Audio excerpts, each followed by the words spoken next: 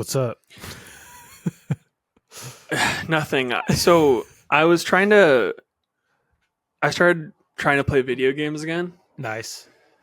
and I was always under the assumption that I liked open world games. You know, I loved the Red Dead game. So good. I like Breath of the Wild. You know, those are games that I very much enjoyed. I can't do it anymore. It's like a little too anxiety inducing. I was Just trying too much stuff. Too much stuff. There's like too many things just to do. There's like too many miscellaneous like options. I kind of need kind of an on the rails game. So I was trying to play I'm looking at it right now. I don't even know what it's called. The one where you're like the girl but you fight like robot dinosaurs. Horizon Zero Dawn. Yeah. Really beautiful, but I already know. I just started it and I already know it's going to be too much. It's going to be too much. I think I might need to go back to like the PS1 games. Like I'm thinking Jack and Daxter. That'd be fun. I'm thinking because those are like simpler. I always thought I hated platform games, and that's kind of the Jack and Daxter games are kind of in that nutshell. Yeah. So I'm thinking about it. Last of Us, those are actually not open world games. Very straightforward. I was going to say Uncharted 2 is basically like do what they tell you. Yeah, I have those. I need to play. I have a lot of games I just don't play. It's supposed to be like an Indiana Jones game. Right. It's basically an indie ripoff. It's not my game either. I actually borrowed / eternal borrow. Yeah, I haven't given it back yet. I need to do that. It happens. They don't know. I think they forgot. That was 4 years ago. But anyway, here's the thing. I'd rather watch a movie. And I think this kind of ties into the convo. Yeah. Is that I could spend however many hours putting time into a video game, or I could watch a movie and actually kind of enjoy myself. I don't know. I'm having this weird conflict. And I think I'll probably switch back in a couple of years where I'm like, I don't want to watch a movie. Movies are boring. I need something interactive. Right. You just got to ride the wave. Yeah. In what way? What do you mean? If you're feeling movies, watch movies. And then once you're feeling video, you know what I mean? Don't force it. Yeah. Yeah. That's what I think. Because I haven't been able to play video games. I'll put a video game on. It's hard. In like 20 minutes, I'm like, this is boring. I'd rather do. I only play FIFA. That's like the only thing I play. Nice. And even that, I'll do a manager mode, and then I'll kind of do what I sought out to do, and then and that's maybe like 20 plus hours put in, and then I'll start a new career mode, and it's like, well, what? That was kind of like down the drain. Yeah. So I don't know. Yeah, I feel that. Movies are better, at least on this podcast. That's our public opinion. I think so. Hey, and freaking video games these days are movies. You know what I mean? True. With those cutscenes. 40-hour movies. And now movies are video games. Indiana Jones. Exactly. All these adaptations. Things have gotten worse, huh?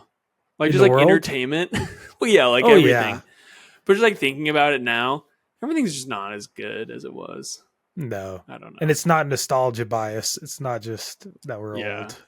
It really was better when we were kids. Yeah. Anyway. I definitely feel like, I appreciated things more before streaming. But again, this is like the video game thing. It makes me anxious. I'm like, there's like too much music. There's like literally too much stuff. And I can't even keep up with the release cycle. There's like 4 albums that at some point I would like to listen to, but... Well, cool. Let's theme song it. Let's do it. Don't Fret by Quincus Morera. Quincus. Not sure how to say that.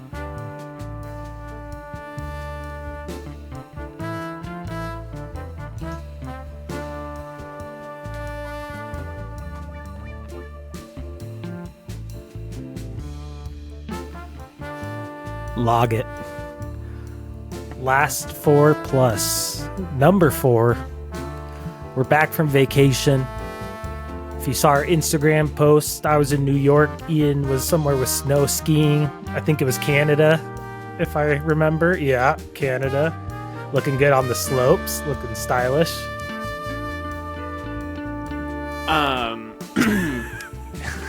For anyone that saw that video, that was my first time on the hitting the slopes. So I actually looked a lot better towards the end. I just didn't have any videos to reflect that. I really do think it looked good.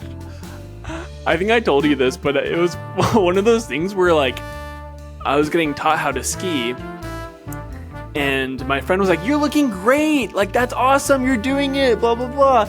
And then I'm like going down. It's like the bunny hill, right? It's like the most beginner area.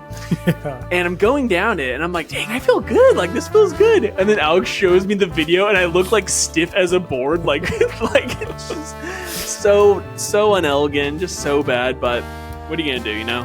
It really did look better than I expected. Just Thank as you, imagining a first timer, and then you did that cool little whip stop. I was like, yeah. They call that a ski, or no, is it a skate stop? A hockey stop? a hockey stop. Yeah. Yeah. Yeah, it was cool. Yeah. Thank you. You didn't quite hit the frame, but I did. I was trying to get snow on the camera, you know? that would have been sick. Yeah, skiing is fun. It's probably one of the top 10 most expensive hobbies you can have, but it's fun. It's fun. Are you going to go again? Do you think there's a hobby now? I'm addicted. Yeah, so you're hooked. Thrill. Cool. Yeah, that's cool. That's fun. Yeah. I've never been. I want to try it. We should go. That'd be fun. I'm down. Just do a bunch of ski movies. That would be like fun. Ski-centric movies. Ski takeover. Do an episode in Whistler. Log it weekend. I'm down. We need some takeover episodes. I still want to do a baseball episode, which is perfect for Last Four Plus. Baseball season's coming up. Yeah, it's very close. Very excited. If you're on T-Mobile, make sure you get the MLB.TV pass. That'll be free. I think it starts like March 20th. I was afraid I missed it. Really great deal. You can just sign up and get it for free? Yeah, as long as you're on T-Mobile, they give you a whole season free. It's pretty sweet. Okay. So I actually bought that every year before T-Mobile took over AT&T. Or was it AT&T? Whatever it was. Hey, everyone's taking Sprint. over someone, right? Yeah, amen, dude. Well, should we talk some movies? Yeah, I'd love to. You want to kick things off? Caleb, I'm seeing Dune 2 tonight. Yeah, I'm jealous. I can't wait. I'm trying to remember the last time I've had this much anticipation for a movie. I don't know if you have one that you can. Probably The Force Awakens. That's true. Which I think we did talk about. We did talk about that. Yeah, that was a big one for me too. But that was like, I was like pretty, it sparked. You're like shaking in your boots. I was like, oh yeah, this is so fun. But yeah, Dune 2, though I've only heard good things, which is like, it's heightening the anticipation, but I'm also like, what if I hate it? What if I leave the theater bummed? But I don't think I will be. I don't think I will be. So I'm seeing it tonight, very excited. And with that, because my wife is coming with me to see it, I made her watch Dune. You guys did it good. How'd it go? Yeah. Caleb, she loved it. Oh, good. She absolutely loved it. Oh, right on. I was a little cagey at first, because I think we've talked about this before, where you're introducing something that you love to someone, and you can't help but like, if this person does not like this is going to either ruin the experience that we're having right now, or just my overall view of the movie. I'm like, going into part 2, you're just gonna be like, or even just Dune, like watching Dune and her not liking it, and you're just like, is it not as good as I think? But anyway, no, she loved it, and not gonna happen. Truly, after watching it again, I'm like, what's there not to love? You know, some people say it's half of a movie. Some people say it's very boring and slow paced. I disagree on both counts. I think it's truly one of like the most visually stimulating movies I've seen in a while. Like just the costuming, the character design, just everything, the slow plotting nature of it is beautiful. I'm so excited. Anyway, so we watched Dune. She absolutely loved it. She's hooked on the spice. Can't get enough of it. And I think I might watch this again. Let's see. I'm seeing the movie in about 7 hours. I might pop it in just run through it. Why not? Why not? Here, I want to hear the Sardu car guy. Yeah, I love that stuff. I couldn't rumbles do it. Your soul. Yeah, it's great. It changed me. Yeah, I have a Dune question. Bring it on. Basic question, easy question. Go for it. Maybe a hard to answer. Who's your favorite character? If you had to pick Okay. one. I think Timothée Chalamet is very good in this movie. And obviously he's the star, you know. He's Paul Atreides. He's the Messiah-esque figure of the movie. So he's great. But I don't know why I really, really like Jason Momoa in this movie. I don't know why. Like I was watching when they re-released Dune in IMAX a few weeks ago. I went with my friend Julian, who we're also going to go see Dune 2 tonight with. Heck yeah. And he was just like, he was cheesy, man. Like he was lame. And I was like, I couldn't disagree more. I just thought he like fit the role so perfectly. He's like this giant man. He's like, he's kind of like the comic relief too, in some senses as well. Like his interactions with Paul, there's some light like jabbing. It's kind of like two brothers hanging out. So I really like that him. Everyone's just good in this movie, Caleb. But it's hard to pick.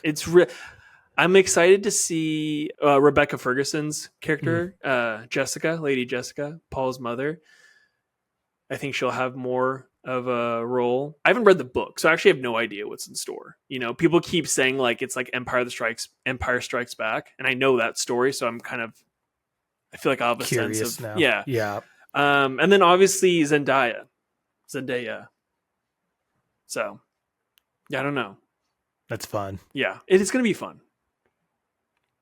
I'm excited for this one. I loved the first one, but I definitely feel like it was a movie where this, depending on how the second one pays off, will affect the first one. Like I loved it on its own, but if like the second one isn't great, but from what I've heard, I don't think it'll be disappointing. I think it's going to be good. Yeah. I'm pretty pumped for it. Hans Zimmer's already making the music for the third. He's like, we're good. So it's for sure happening. Oh, that's exciting, dude. Let's freaking go. Here's a question. Have you seen David Lynch's Dune? Yeah, I love it. I know. I want to watch. I think I'm going to give it a go after. There's spoilers technically. If you don't, this is book one, right? So Lynch's Dune is the whole of book one, where these are split up basically, as far as I understand it. Yeah, I don't want no spoilies, so I'm gonna wait. It's worth watching though. It's totally a different vibe, obviously. Mm-hmm. So like, it's a totally different flavor, but I really genuinely enjoy it. Like first time I watched it, I was like, but now I've probably seen it 3 or 4 times. And a lot of it is like, I was looking at stills from both because they would do kind of like a shot. Like a lot of them are like kind of shot for shot, almost like remakes, like the 2021 Dune. He really takes a lot of that stuff from 84 and puts into his own movie. Yeah. Which I thought was pretty interesting. For anybody who likes that Dune, on YouTube, there's kind of a fan edit that takes as much of the extra material, deleted scenes, anything that got released, and compiles it into a longer movie basically, and kind of restructures it. Because that movie, famously, there was a ton of studio interference and the vision was kind of compromised. And the longer version with like more stuff is really cool. So if you really like it, it's long. I think it's about 3 hours, but it's worth watching if you. So is that a director's cut, or is it? How did they get all that additional footage? I think just the things that were released, there's probably deleted scenes on DVDs and things like that. And so they kind of tried to pile it together and kind of restructure it around that stuff to give a more complete vision. And I think there's some like storyboard scenes maybe. Right. But I'll try to put the name of that in the description. I can't remember it off the top of my head, but it's cool. It's cool. And Dune is just such a fun world. I've listened to the book. I never read it, but I did listen to the audiobook. And the book is awesome too. So once you see the second movie, I'm excited. I mean, it's such an influential story, you know, like this is what Spice all the was literally stolen by Star Wars. I was gonna say all the Star Wars movies, they're kind of not picking apart, but like George Lucas definitely takes things from Dune and implements it into his own movies, which is pretty interesting. And also like kind of from what I know of like the further mythology of Dune, it kind of flips like the whole Messiah narrative on its head, which I'm like kind of interested because I don't really know anything about that. I just know that plays a part. So that'll be interesting to see. Again, it's just like it's a visually pretty stunning movie. I don't actually know. I'm gonna look who the cinematographer is because I don't remember, but some of those shots are just absolutely gorgeous. And the cinematographer is, of course, Greg Fraser. Greg Fraser. What else did Greg Fraser do, Caleb? I don't know. Actually, I thought it was going to be somebody I knew. He did Wait, a movie did called... you just make up a name? No, I found him. I thought it was going to be like Emmanuel Lubezki or somebody right. Zero Dark 30, which is a cool movie. Oh, Snow White and the Huntsman, which is one of the worst movies I've ever seen. Foxcatcher, which Rogue One, a Star Wars story, which visually is incredible. Creator too. Not exactly the filmography I was expecting after, but the Batman, that I did like the visuals in that more than anything else. Yeah, and it's also a movie that I think I was talking to you about this, where Denis Villeneuve had like a interview recently where he was just like, I don't go to movies to like listen to dialogue. Like I want to go to movies to see like the visual spectacle on screen. And like in all of his movies, it's there, like there is dialogue, but kind of takes a back seat and he just lets the visuals take over, like tell the story, which I actually really enjoy too. I kind of like that. Like there doesn't need to be all this like exposition through dialogue. Exactly. Yes. Like it kind of like he like makes you kind of sit in it and kind of think for yourself of like, okay, like what exactly is happening. And all the actors do great. Like I don't want like kind of like muted performances too. Like it's all in the face. They're all like great facial actors. Yeah, that's cool. No, Harmony Korine, who's not my favorite director, but I do appreciate his movies a lot. He kind of talked about that. I saw some interview with him on a talk show in like the 90s when he was really young. And he was talking about how when people remember movies, they don't remember lines of dialogue usually, or like conversations. They remember like scenes and how they felt during them. And so his movies, he tries to like go straight to that and just create like visual flows. And I feel like there's a lot of truth to that. Like some movies I'll watch on silent and not listen to, like, especially if it's a movie I'm familiar with, not listen to the dialogue or the music to see if I can still follow what's happening without those helps. And there's a lot of really good movies where you kind of get what's going on even without the help of the music or the dialogue. Right. And to me, it is like a sign of maybe not a great movie, but that there's a lot of they're doing something right, I guess. No, yeah, that's true. I do think some directors kind of like put too much into the visual aspect of a movie, and like you can tell when a character speaks and you're like, well, you did not think about the dialogue at all. Like, there's a few movies, for example, The Creator was one of them where I was like, oof, what the hell? Bad it's dialogue. A beautiful movie. Like the director who did Rogue One, Gareth Edwards, like he's a special effects guy. Like that's where he got his start. So he knows how to like set up a shot and like he knows what's going to go where. But when it comes to like writing dialogue for a character, it does seem like it's kind of like not like afterthought kind of. But it's probably one that'd be better on silent. I was going to say, have you seen that yet? Have you seen The Creator? I did. I really didn't like it. I was bummed. It was not great. Because I like Gareth Edwards a lot. I'm rooting for him. He's doing the new Jurassic Park movie, apparently. Which... just...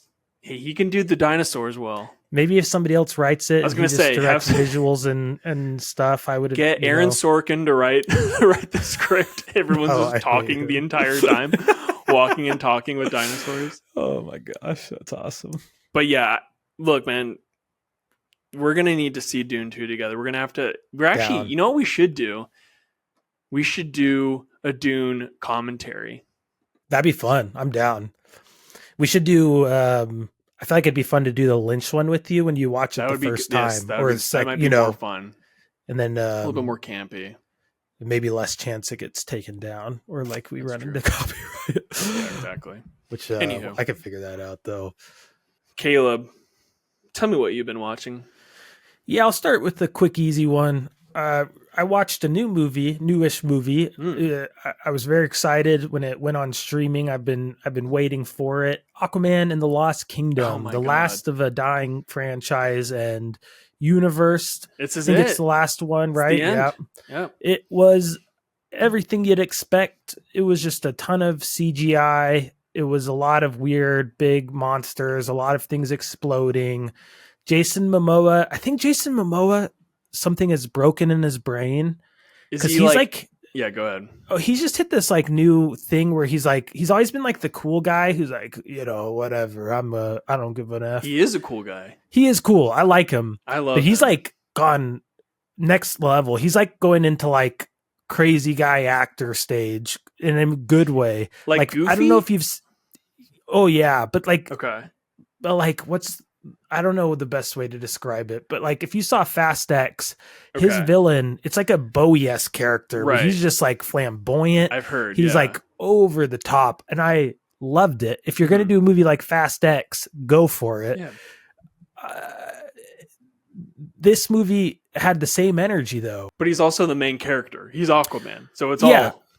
Yeah, but even I would love for you to see it, either of these, because I'm not criticizing it, and I'm not saying it's bad. I'd prefer it. I prefer actors go for it rather than just do like safe performances. Like I like it. It's wild though. Like he really like. There's some. I wish I want to hear him talk about it. I need to find interviews if he like says like, I'm just like I'm the, whatever. I'm famous now, because or he like I don't know, but he's over the top and it's great. The whole movie though is a little bit of a headache with the CGI. It's so chaotic. The story is like crazy. Like this one's literally the big bad guy is like global warming, like literally, and like, is it manifested as a villain? Yeah, so or like as a humanoid. Basically, there's like this material that creates a ton of energy, but also literally dispels a ton of greenhouse gases. So oil? Basically, but it's like neon green oil. And so the Atlanteans realized it was destroying the earth, and so they hid it. And then there's a bad guy now who's finding it and using it, even though it's going to change the earth's whatever. Is it Black Manta? Is Black Manta still the villain? Black Mantis is still in it. I like him. And then there's like another bigger bad villain now that Black Mantis is working with. He was good. So yeah, just what you'd expect. It's fun though, and for free on streaming if you got Max. Like, why not? I wonder, because I don't know the timeline, because when this was being directed, did they? I'm sure that this was before the takeover, or not before the takeover, but before like the gun reworking of the universe. It must have started before that. I'll say I don't think they would have done it. Yeah, they definitely would have done it. But I wonder if it's just like, just go out with a bang, just like. We don't care what you do. Because I actually liked the first Aquaman, and it's fun. From what I'm hearing, I don't think it was as crazy, or at least Momoa's performance. This one? No, the first Aquaman. Like, it's not as like, doesn't sound as kooky as this one. He's kooky. That's the right word. Like you could tell he's just like, whatever, man. Yeah. And they're like, I don't know. And Aquaman is like. In the comics, he's not like that. He's like more regal. Like he's the pretty king stoic, of Atlantis, kind of. Yeah, sort of. And I think Momoa's like, I have tattoos. I don't know. The last scene of the movie, I won't spoil it, but it's just kind of like, it's almost like fourth wall breaking, the level of like F it he is. Yeah, it's fun. If you like him, you'll like it. If you hate him, you'll hate it. I can't imagine it's the worst superhero movie of this year. It's not the though. worst. It's better. I haven't seen Madam Web yet, but it's definitely doesn't At least seem he as does bad. stuff. And again, if you're making a dumb superhero movie, no offense, I don't mean dumb in a bad way, but if you're making a big CGI schlock movie, go for it. Like make it entertaining. So that was fun. It's a fun Friday night movie, which I think I literally. No, it's Friday tonight, so no, it's not true. I do love Patrick Wilson. He's fun, and he's very prominent in this one. Good. Yeah, he's ripped. He like took the assignment seriously. Yeah, he looks really good. Jason Momoa's jacked. I was gonna say, is he jacked? Or is he? Does he just wear like a vest the entire time? He has a super suit most of the time, but there's some scenes you can tell. Does he have his shirt off at any point? Because I don't think he's as fit as. I think so. Yeah, I think. You think it's CGI? Well, I just think he's like, well, what's the point? I'm not going to get ripped for a movie no one's going to see. I don't know. Isn't he always ripped though? I mean, I don't know. I don't think so. ever see him behind the scenes. He's a little. I'm not good body for shaming him. Live your life. No. Yeah. Totally. I think it'd be torture to have to stay in shape like that. From what I hear, it basically is. It sounds like the worst. Like I actually Yeah. think it ruins people. I believe You know what I it. mean? Like it ruins their whole metabolism cycle, like probably like just the way they interact with food. I can only imagine it's one of the worst worst parts of being in those types of roles. And from what I've heard, to get that kind of ripped, you basically have to be taking supplements beyond like healthy HGH. supplements. Yeah, absolutely. Like it's just a necessity. Like even Ryan Gosling and Barbie, I figure he was doing some extracurriculars because he was like, his muscles were like popping out of his skin. Yeah, so that's like kind of gross to see. I don't like that actually. And also it's like let's go back to like the 80s, just normal human like action people. Heroes where they're like there's some chunk on them. Yeah, you know. Anyway, what'd you watch? Well, speaking of superheroes and getting ripped in order to star in the role, I watched 2002's Spider-Man, Sam Raimi. I haven't seen this movie in probably 15 years. Nice. Like a crazy amount of time. And she holds up well, Caleb. Yeah. This movie rocks. It is like truly like the blueprint for every like Marvel origin story moving forward. Like they do such a good job of establishing the character, them basically setting up the villain, and then basically vanquishing the villain, but then like having to go on this weird psychological journey. That didn't make sense. But anyway, what I will say about this movie, so this is again 2002 Spider-Man, directed by Sam Raimi, stars Tobey Maguire, Willem Dafoe, Kirsten Dunst, James Franco. A murderer's row of stars. Like this is crazy. However, Tobey Maguire is 27 years old when he makes this movie, or when this movie comes out. And I was watching this last night, and my wife turned over, and then she's like, "Oh yeah, I remember this movie." And then she's like, "How old is he supposed to be?" This is like literally like they're in like the last year. They're like seniors in high school, and everyone is baby faced except Toby. Like he looks like a grizzled man. It's so weird. It was like that's such a.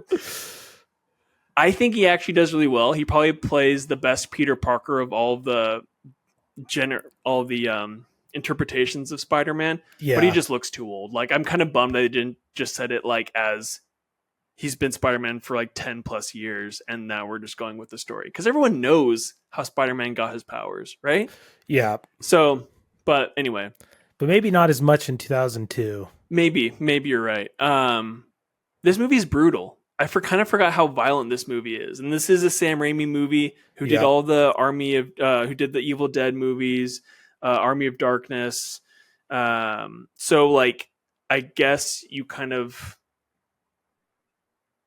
not accept that, but it's just weird to see a movie about a comic book character and then he's getting like the shit beaten out of him in that final scene. Like that final scene is dark, both figuratively and what's the other word? Literally. Yeah. It was crazy, but.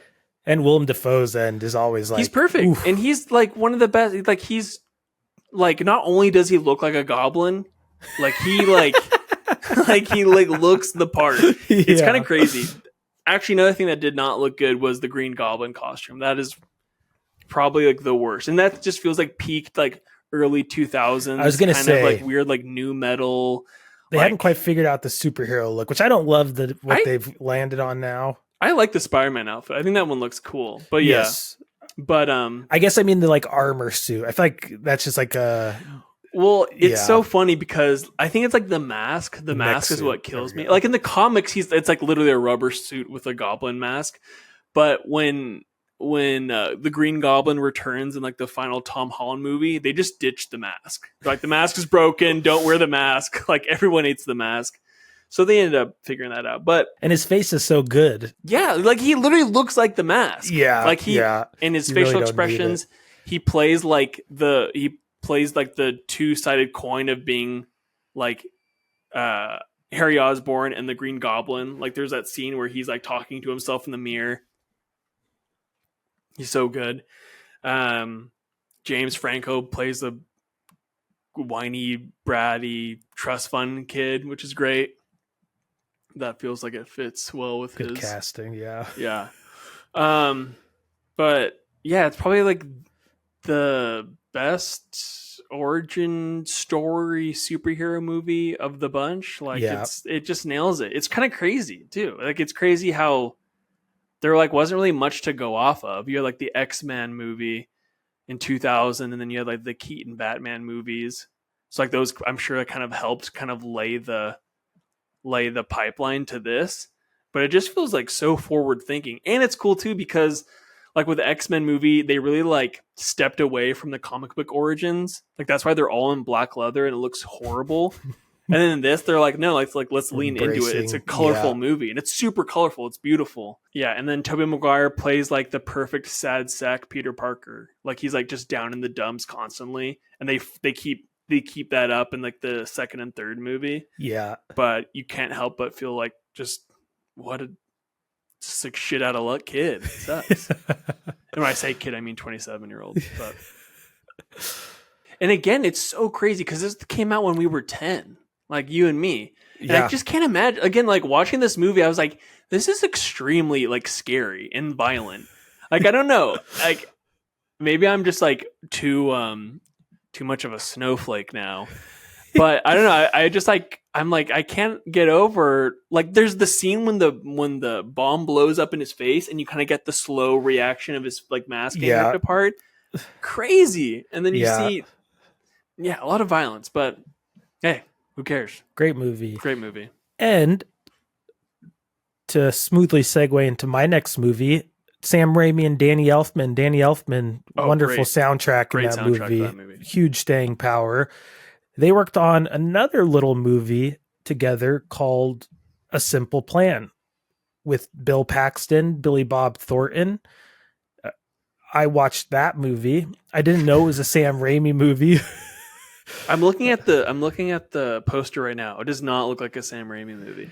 No, like and actually I was reading about it, and he actually picked it because he wanted to do a movie that was more character driven and less based on camera movements and, you know, his what has become and stayed his style. So I think it was kind of a movie he wanted to do because it was different than like his normal thing. Because at that point he'd done Evil Dead 1 and 2, and I think Army of Darkness came out after. I believe so, yeah. It was after? Yeah. This was 98. No, Army of Darkness was 92. So he'd really defined himself as kind of that super high energy filmmaker, where this is much more of like a Coen Brothers movie.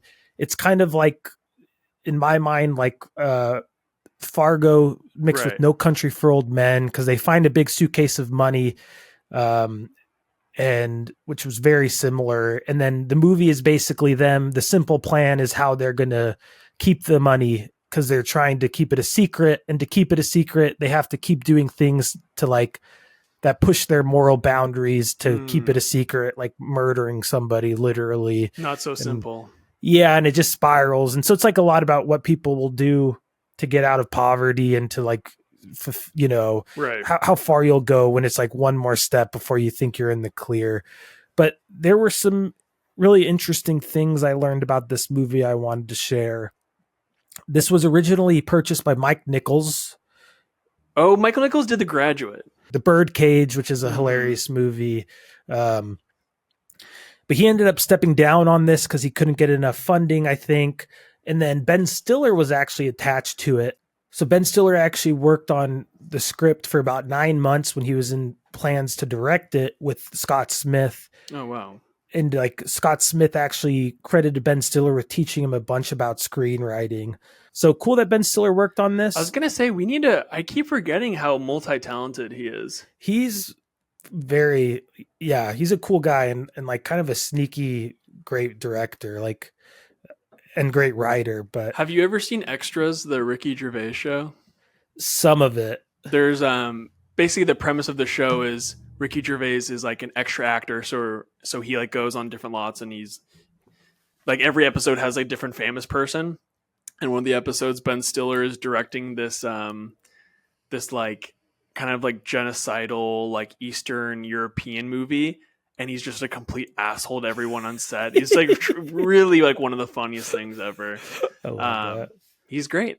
Yeah. Anyway. Yeah, that's cool. I really I'd like him. to. Okay. Simple Plan. I need to check this out. And also, it'd be interesting to see or to do like lists of movies of like a director's zigzag.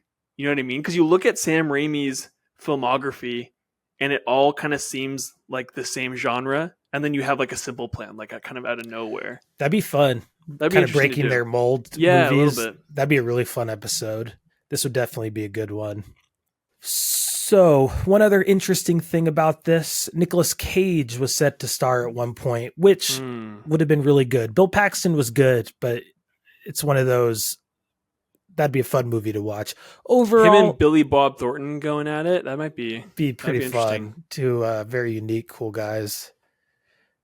Overall, I didn't love it. I thought it was just kind of a nice, or pretty like, there's a lot of like very like late, like 90s kind of tropey feeling things. And just like Billy Bob Thornton's character is kind of a little like mentally handicapped. And that kind of felt like a 90s like cliche where he's like kind of too pure and innocent for things because, but he's like ultimately the better person for it. And so that was just like a little trite feeling, and like it feels a little dated now. Yeah, and like kind of taking advantage of like you know, but cool movie. Bridget Fonda's like one of her last movies too. Bridget Fonda's in off it. The radar. Yeah. Yeah. I gotta look at who she played again. Is she one of the leads? I think she's on the poster. Yeah, so she must be the wife. She was good. Yeah. I didn't realize who it was when I was watching it. But yeah, this was cool. Sam Raimi, Danny Elfman, that alone is enough to check it out. The score didn't stick with me at all. I was really surprised. I was going to be interested to see, because I feel like you kind of, when you hear Danny Elfman, you think of a specific type of movie. Same with like Sam Raimi. Yeah. So I'm like, oh, okay, like what would this be with the two of them? And it feels like a completely out of character. Yeah, and I wonder if they both were trying to do different things. Like I wonder if that was Sam Raimi being like, let's try to do this different. Because they worked on another movie before this. They've obviously done a lot together now. But they worked on another one I want to watch called Darkman, which seems more like a... Have you seen it? I know of it. Is it Liam Neeson? I think so, yeah. There's a few really famous people in it. Yeah, so I know the gist of it, but I haven't seen it. I want to see it. I think, is it Australian? I don't know. Anyway. It seems very 90s. Cool movie. I'm glad I watched it because it adds a little perspective on Danny Elfman, but also especially Sam Raimi. Yeah. It is fun seeing. But also Billy Bob was nominated for Best Supporting Actor for this and Best Adapted Screenplay for Scott Smith. Wait, is adapted screenplay when they take something like an already written literature or whatever? And yeah, which in this case was his own book. Easy. Yeah, so win-win. Yeah. So yeah, worth watching. I am going to get around to it. I am on YouTube Movies. There you go. So you can watch it with ads, anybody, or if you have YouTube Premium or whatever it's called, free to watch. Caleb, for my next movie, I went back to the desert. I saw Mad Max Fury Road. Nice. Been a while since I watched this. Good Dune compliment. Kind of, yeah. It's like a lot more frenetic, fast-paced, you know?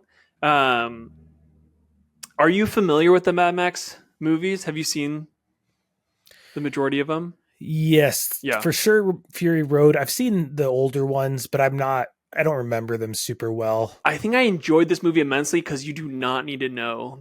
It kind of feels like Dune, where you can just like go into it being like, okay, like just go for it. Just go for it. And this is exactly that, except there's like established, there's like an established story. This is the fourth movie in this installment or in this franchise. And it's just very, very cool. At the end of the day, it's just a chase movie. Charlize Theron, Tom Hardy, Nicholas Hoult, pretty awesome cast.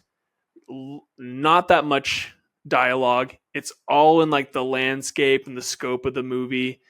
And it's like really high pace. Sometimes like you watch this movie and you think that they sped it up in post. Like when you listen to a podcast on like 2x speed, it kind of feels like that sometimes. And you're like, it kind of gets to you a little bit because you're like, it like supercharges you. Yeah. And you feel a little crazy, but it fits with the tone of the movie. Yeah.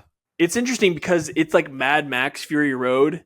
Tom Hardy plays Mad Max, but it's probably like one of the lesser Tom Hardy roles. After production, everyone thought this movie was going to be a huge failure. Spoiler alert, it wasn't. It was like a massive success. It won like all of like the technical Oscars. Yeah. And I think afterwards, like it just kind of came out that Tom Hardy like was just not great on set. And you kind of, it's crazy because when you watch the movie, he takes on different, like he has like very, very little to none speaking parts in this movie. And there's like 4 different sections where you can tell that it was dubbed over. Like you can tell that he has a different voice, and I'm assuming that's because they had to re-record. They just yeah, exactly. But it's interesting because like Mad Max is like a known franchise to some extent. So I think if they just released it as like Fury Road, it probably wouldn't have done anything. But because they put Mad Max in front of it and had Mad Max in the movie, it probably helped it. But this really is like Charlize Theron's movie. Like she rocks in this movie. Totally. It's so good. She's awesome. She's like the quintessential like female like action star, Like the driving sequences are amazing. Everything again is like so high paced. You got like those like classic like George Miller like zoom up shots. All like you get all the different shots of like the cars and everything is very, very cool. And like the world itself is like fully realized. It's like this post-apocalyptic. I'm assuming it's like the Australian outback. Everyone has like this weird like broken English where they like integrate slang into like the words. It's like very, very like it feels like completely fleshed out. Like you can make like millions of these movies, Yeah, there's so much to do in that world. There's so much, and that's what makes it like cool. And then again, there's the sequels coming out like this summer, and they just call it Furiosa. So it's a testament to this movie where they don't have to put like Mad Max in the title card. They can just call it Furiosa because this movie did so well, which is just I think it's really cool. And this is also one of those like cool movies that was in development hell and then got out of it and then became this massive success. Like this movie was supposed to have come out in the 90s. Like he started writing it like after Thunderdome, the third Mad Max movie. And I think that was like the late 80s. So he's been working on this for like a while. And this didn't come out until 2015. Like the way they use color in this movie, because it's all like everything feels I don't think saturated is the right word, but everything like feels like the tone, like all the like just basically just turned up, right? So like the colors just pop against like the desert sand, like all the car designs, everything feels like stripped apart and then put back together. It's awesome. I love this movie. Some of the most crazy practical effects too, just Definitely. like all the Cirque du Soleil car stuff is like mind blowing to me. And especially when you see the behind the scenes stuff, you're like, oh, that was basically what was happening. Like maybe they CGI'd out some safety equipment, but like Tom Hardy really was strapped to the front of a car driving and it pays off because it feels so real and that adds so much to the excitement of it. It also just feels like a movie where like George Miller kind of had free reign in terms of just what he was like creative design. Like for example, there's a character called the Doof Warrior and he plays the guitar. Like he's basically kind of like the anthem for this charge. And it's like it's both insane, it makes no sense, but then also like the coolest thing you've ever seen. And again, I think he was really playing guitar strapped to a car. He's like, I forgot what his name is, but he's like a musician artist from New Zealand, and you're just like, this rocks. Like, we need more Doof Warriors in movies, or like some analog to that. But and then again, Nicholas Hoult is so good in this movie. Like probably his best role since About a Boy, I would say. I was gonna say my favorite Nicholas Hoult role. I really like him in this movie, and I think he kind of just plays that like wide-eyed chaotic energy because like he basically plays this what they call a war boy, which is they just kind of seem like they're bred to just do the bidding of Immortan Joe, who's like the main antagonist of the movie, and they're like all these like bald boys, like with just like engines tattooed on their chest, like it's crazy. Also, like I don't care about cars, but like this makes you like want to get under a hood and just drive loud. Yeah.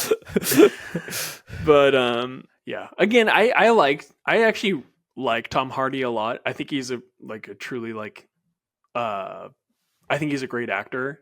I just wish he didn't have it. Like I wish this was like a non-speaking role for him. I think I just wish I don't know, because he does a lot with like he doesn't talk a lot, so he does have to rely on so expressive. So faces.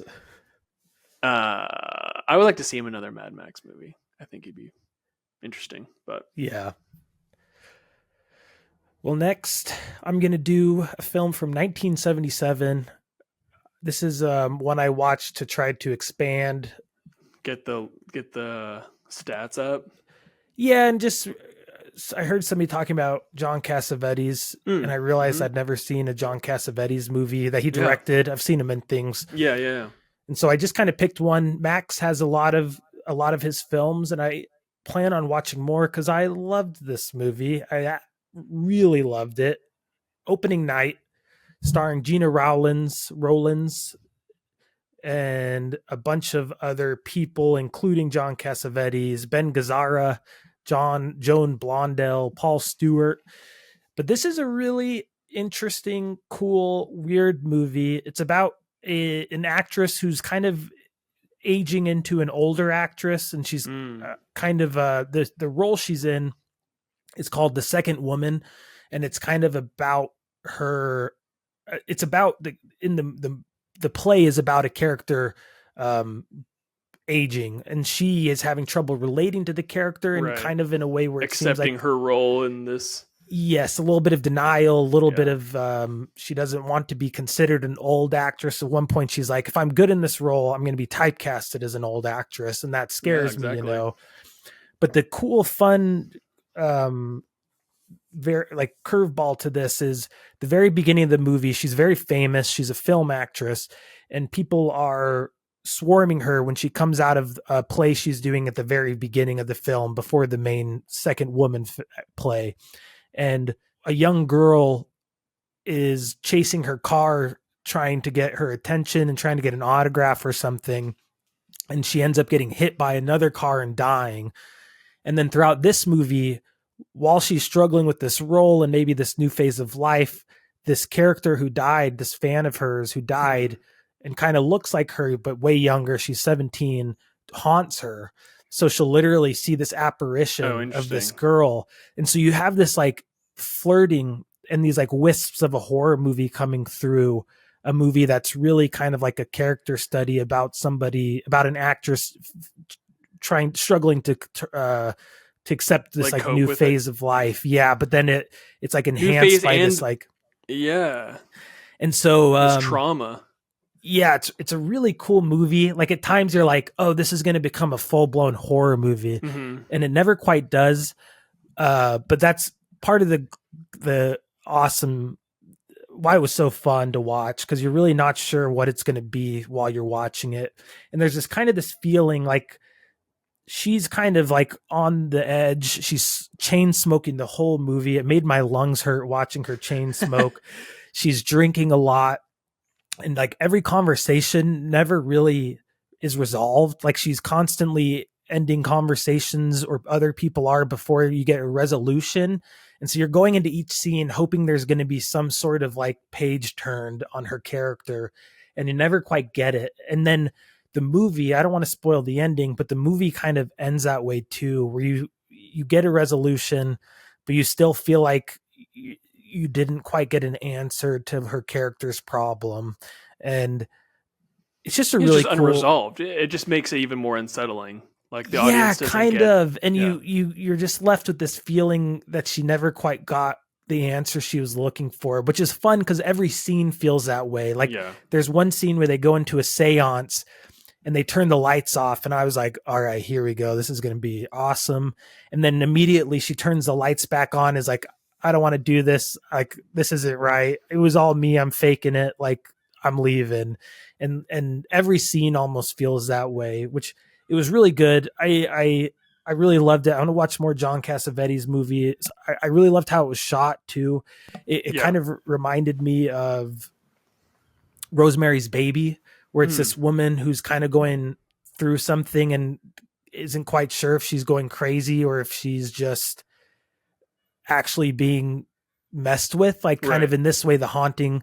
And then in Rosemary's Baby, whether or not her baby's a demon baby and all the people around her are conspiring with the devil to sabotage her life. But really cool movie. Highly recommend it. And it's a little long. But it's really great, and the tension is there, and it's like the way it's shot is really fun. It was really a labor of love for John Cassavetes. This movie like absolutely bombed in the US. It only played for like 2 or 3 days and then was shut down. And then he re-released it again, and it played for like a week and then was shut down and made like no money. It did sort of well in like foreign markets and specifically foreign film festivals. It won awards, so there was appreciation for it. But I think it's and it was 1977 too. I feel like movies like this kind of got a longer leash back. You know, I feel like audiences were more open to kind of like kind of ambiguous. I don't know. It feels like movies like this wouldn't, not that they wouldn't get made now, but I don't know. I think back in the day, people were more open to. Yeah. Which like Rosemary's Baby was 1968. And also a Cassavetes movie too. He was in that. Yeah, he was. And it felt very similar in tone to that, and kind of the same kind of slow burn tension. And Rosemary's Baby, I believe, was like a hit and like people loved. So it was kind of sad Polanski to hear. Movie, you know, yeah, so it has like the name attached to it. Yeah. So really, really cool movie. Really liked it. Gina Rollins is Cassavetes' wife, which I didn't know, and she's also in like 2 or 3 of his other movies. So I'm gonna watch a few more. I'm actually really excited. It was fun finding something that hit this way. I hear his name all the time, Cassavetes. And such a cool name too, just to say. It's one of the best names. Like, dang, dude. And sometimes I feel like I do need to watch more. I've only seen one Cassavetes movies that he starred in, not directed, and that's Mikey and Nicky. Okay, have you heard cool. of that? With him and Peter Falk, who was like Columbo. Great movie. Really, really good. But I keep saying this movie that keeps popping up is a movie called Shadows. Listen to this. Listen to the plot of this. Cool.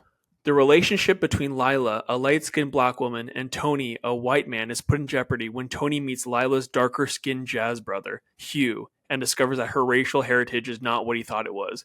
Crazy. Ooh, that's cool. a movie from 1958. Oh, wow. Like, crazy. And he directed it? He directed it. Cool. So I hope it's on Max. I want to watch that. He seems like someone who delves into that territory, just like kind of like social issues, things like that, and just like with the what's the movie you just were talking about? Sorry. Opening night, yeah. You know, like a woman struggling with her age because she works in an industry where like once you hit an age, you're done. Like you only get put into roles that you get put in a typecast box. Yeah.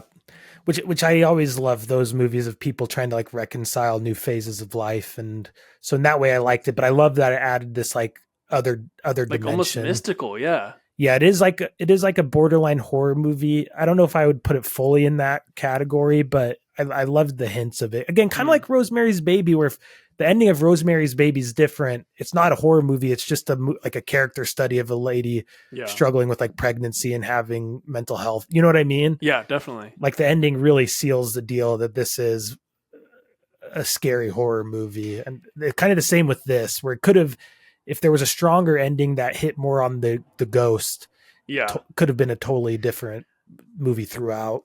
I might be way out of line, but it kind of reminds me of the Christian Bale movie, The Machinist. Have you seen that? No, but that's the one where he lost he got to like a scary, Yeah. I won't delve into, since you haven't seen it. I won't. Also, because I might just be totally wrong. I bet. I'm glad that you haven't seen it, so then I can. I'll watch it. Okay. It's one I've wanted to watch forever, just because I remember hearing about the crazy body transformation he went through for it. Okay, Cassavetes. That's a name I just need to dive in. I need to lock in. Yeah, exactly. I think the thing with movies or like directors of that ilk, I always feel like, am I smart enough to get it? Will I understand what he's trying to say? I don't know. It sounds like one. I think I don't know if I fully got it either. You know what I mean? Like I'm sure there's stuff over my head, but it was fun regardless. But yeah, what else have you been watching? My last movie is so this will happen from time to time. When I pick a movie,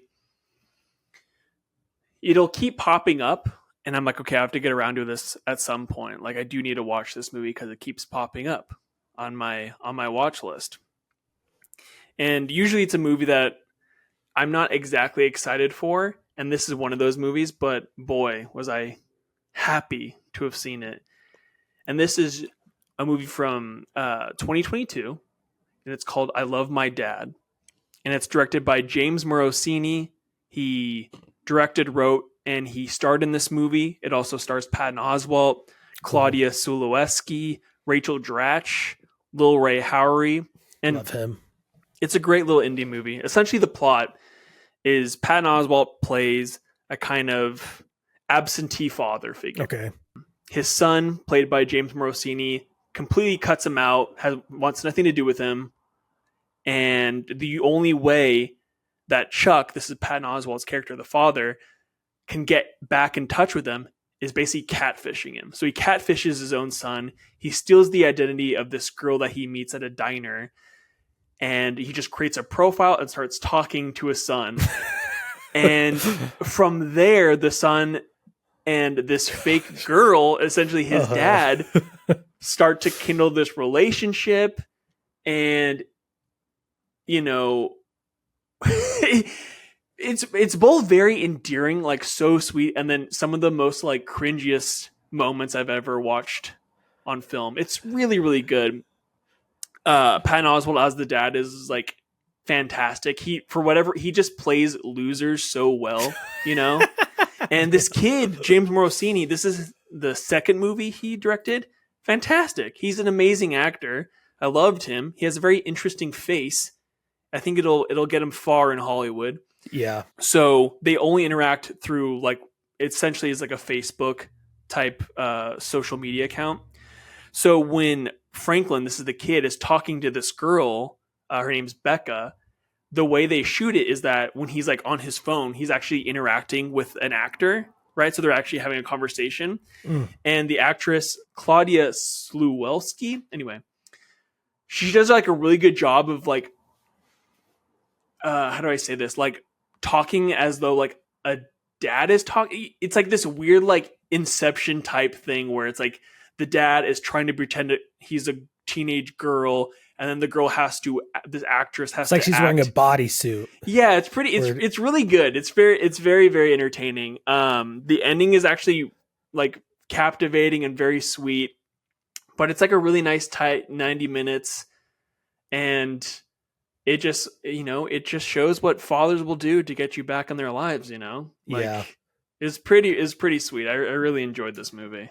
It sounds very, it sounds like there's a good ending, but it sounds very cringeworthy, not in like a judgmental way, but in that the situation is so I'll say this, just waiting for the bubble to burst the whole movie. Exactly. You're like, how is he going to find out? Because in the end, he's going to find out.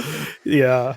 And yeah, there's one scene where you're just like, I kind of had to pause and just I had to walk away. I had to take a little breather. I had to kind of like shake my hands. But no, very, very sweet movie. I'm excited to see what this guy does in the future because I thought this was just like very, very well, very well directed. Something. And I thought the way it's like, because it's not like visually stimulating to see him like, you know, like in movies when they're texting, you see like the text screen pop up. Yeah. You know what I mean? And that's like, sometimes it works, but the entire movie hinges on those conversations. You need to like give it something more. Yeah. So the way he's able, like the ability that, like the way it was filmed for him to like act off of, like another actor, I thought was like very smart and creatively done. I want to watch this, especially since you're so big on this director. It's fun. It's fun having new talent. Look, it's like I don't think it's like the greatest movie ever directed, but I was genuinely surprised at how much I liked it. Speaking of Robin Williams, I also watched Jumanji recently. Ooh, nice. Yeah. Classic. Very good. Yeah, holds very up. Entertaining. Fun. It holds up in some ways, not in others. But. Well, since I stole some of your time, I'll really quickly do one more. Let's hear it. So I'll group these. I watched two movies that were both shitty found footage movies that I hated. The Pyramid from 2014 and The Cave from 2005. They're similar in name. They're similar in concept. They're actually like structurally the same movie, be it The Pyramid or The Cave. The Cave, they go spelunking like in The Descent. The Pyramid, they go into a pyramid like in any pyramid going into movie. Yeah, we need more of those, by the way. They're scientists. They're going into this place to study something. It collapses behind them. They're stuck. There are monsters in it. They try to escape.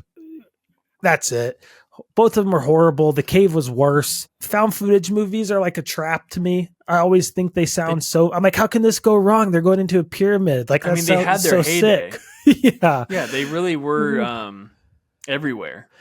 But they're like 90% of them stink. Like, I feel like that's so rare that anything actually like it's rare that it's not just used as a cover for like a bad horror movie. The Pyramid, Anubis shows up, which was kind of fun, but it's really CGI. Cool. I'm looking at the poster for The Pyramid, and I'm not gonna lie, it looks cool. I do like not found footage movies, but movies that are about how these huge structures were created, right? Like the pyramids, or like, actually that's the only thing I can think of. But the Mayan pyramids, the Mayan pyramids, the Scottish pyramids, Stonehenge, classic Stonehenge found footage film. That'd actually be pretty good. I was gonna say. So that's disappointing. Wait, because is it found footage like handheld? Like, but there also is like a third person non-found footage view sometimes. So it is a little disorienting, and just skip them. There's not a lot to say. They're not good. There's nothing in it.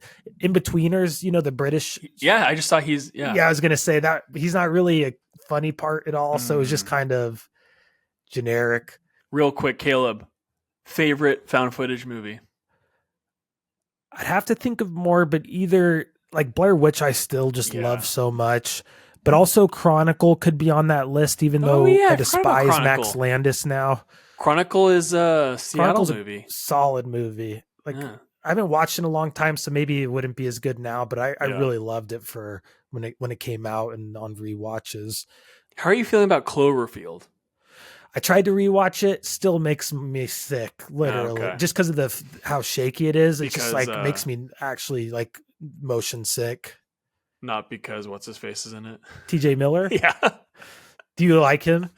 He's kind of annoying. I did like him at one point. I didn't know this was a Matt Reeves movie.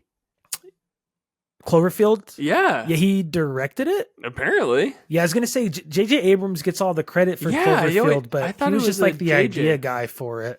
Oh, well, whatever. There's also just not enough like plot to Cloverfield. They're just like running.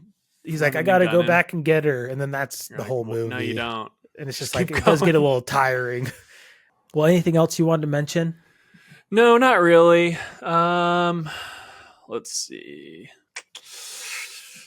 Oh, no. Yeah. One fun thing. What? 2 of the movies I watched had a character named Nancy who dies. Wow, interesting. Which I feel like that those little things happen a lot when I watch movies, where I'll pick 2 random movies, watch them back to back, and there's some really obscure moment thing that happens. I meant to write them down my whole life, and I've never done it, but I want to start a list because it happens way more often than you think it should. But I'm sure statistically it's not that crazy, but it's fun. No, you're right, because literally I don't know if it was Dune and maybe Mad Max, because I watched those right after one another, and there was like something in both. Obviously, there's sand. Don't say that. I know But that. something's more specific and But random. like literally like something like I don't know if it was like an actor playing the exact same character.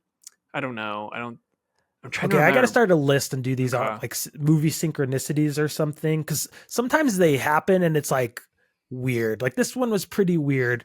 In A Simple Plan, there's a wife character named Nancy who dies, and then in Opening Night, the girl who dies at the beginning and haunts Gina Rollins' character is named Nancy as well. There you go. And I was like, pretty weird. How many How do movies does a they Nancy die? I bet it's not that many. how do they do the ghost thing? How do She they just like shows up. Okay. But like no one And else can see her. Like she's like fully formed type.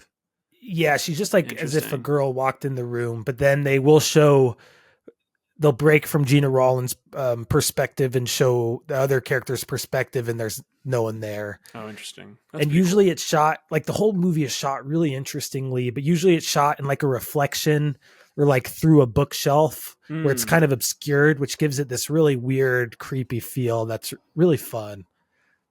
I'm excited to watch more Cassavetes movies. Like I know he's great and I'm late to the party, but it did hit. Like I said, like Seven Seal, I watched and it just didn't hit in that way. Right. This was one of those ones that was like really, it felt like you were discovering something really fun that I wish I'd watched sooner.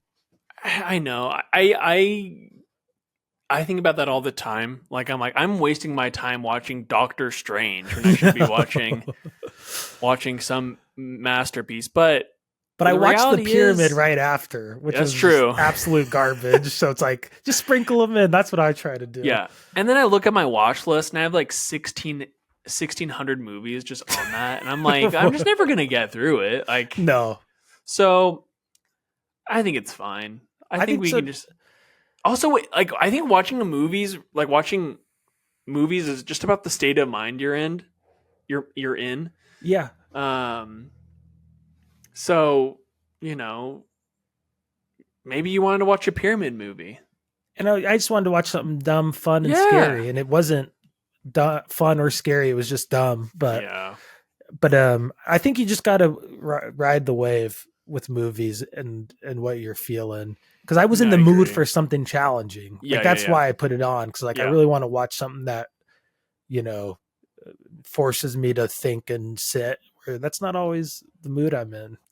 Also, you know what it is? I feel like Letterboxd is becoming this like this, the more people come on, the more you're like, I got to make sure I watch something at least interesting. So they don't look at my profile and they see,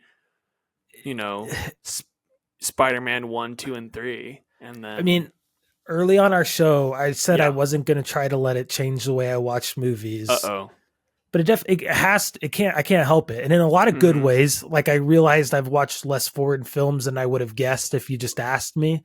Yeah. And so I've started trying to do that more, which I haven't been good at. But also I definitely think like, what do people think about what I'm watching? Even though I have like 4 friends and most of them are people from our show. So it's like, who cares? But at it's the end like, of the day, I'm just like, let's not gatekeep movies, or not gatekeep, but like, let's not, create this hierarchy of what's good and what's not. movies at the end of the day are an entertainment. Yeah. Like even art ones are still just, entertainment at their base, in my opinion. They're just moving pictures, So as long as you're getting entertainment and a break from life, that's all it is. I think PTA when he was on WTF the podcast talked about how he defaults to like comedies, like his favorite movies and what he like wants to watch is the fun movies, and like watching challenging movies he is like takes effort even for him, and he's one of the top directors of our generation or whatever generation he's in. And so I think it is just normal. I think it's good. Hey, Tron, they put out some new Tron stills. They're making another Tron movie. Ooh, that's exciting. I love the Troniverse. Not a great movie. No, not at all. Scott Hedlund, man. Scott Hedlund was supposed to be a star, and then he made Tron, and then no one watched it. He is like boring as whatever in that movie too. Oh, I wonder who's gonna do the soundtrack. Hopefully they can get Daft Punk back. Iconic soundtrack. My goodness. That was probably the best part. Is Daft Punk still make music? No, they broke up, I believe. They did. They should have like Justice do it or something. That'd be cool. What else is? I wonder if there's any Billie other... Eilish, since she does every soundtrack now. Yeah, I don't. No, thank you. Let's see. I have about 6-ish more hours until I see Dune 2. Well, I'm excited to hear you think of Dune 2 as well. Awesome. Well, cool. Oh shit. I didn't mean to jump in like that. Well, everybody, thank you for listening. If you haven't, please follow us on Instagram, subscribe to the podcast. Yeah, please. Give it a rating. Be honest. Appreciate everybody who's still listening and following along. Still listening, I mean by at the end of the episode, not in general, but I do appreciate both. Hey, and missed you last week. Missed you guys. Send questions to the Instagram. Yeah. I want to do like a question episode, an opening up the mailbag episode. Yeah, we should do a post about that. Anything else, Caleb? No, I don't think so. You got anything? Nope. Just follow the pod, you guys. Just, don't ask a lot from you. It's. We'll be back next week with more Last 4+ probably. Oh, sorry, someone's calling you. No, it's cool. We can wrap up. Cool, man. Appreciate you. All right.